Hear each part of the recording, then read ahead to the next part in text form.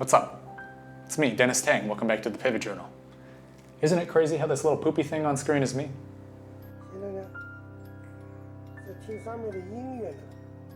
A while back I was moseying around at home and I found all these old VHS tapes that we had just collecting dust on the family bookshelf.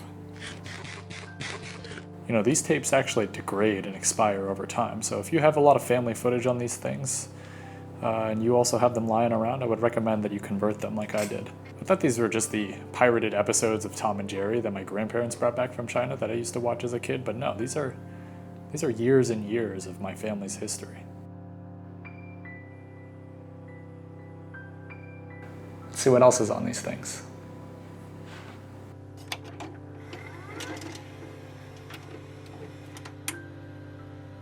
你看，我们现在来到了这个采这个甜苹果的地方。 You know, when I first looked at some of these videos, I felt, I'm gonna throw that buzzword out, Sonder. You know that feeling you get when you're looking out at the road and you're thinking about all the other people in their cars going home? Or when you bump into a teacher or someone from class that you just didn't really think about existing outside of school?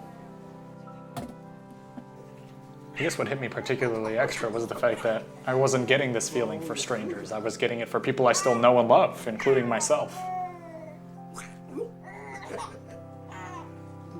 I mean, look at this kid. And I know that's me, but at the same time, it's also just a kid. You know, that could be any Asian kid. But I know it's me.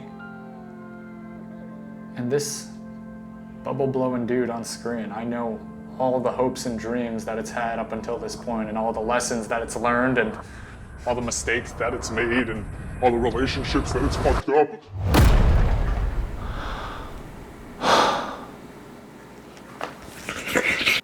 This is my favorite video out of all of them. I couldn't stop crying when I first saw it. White boy died from pancreatic cancer maybe a decade ago at this point. And yet here I am watching myself bounce on her legs. You know, the funny thing is it's impossible for me to even have memories of this actually happening because I'm less than half a year old at this point, but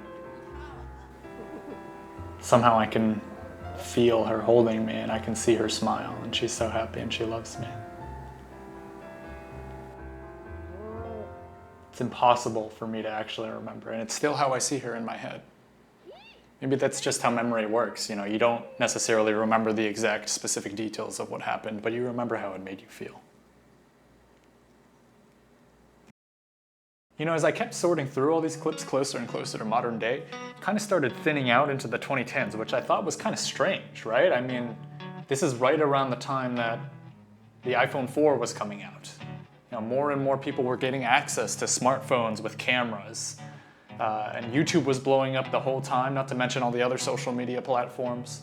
And yet, as we filmed more and more content, I feel like less of that content was about our actual lives. It started changing.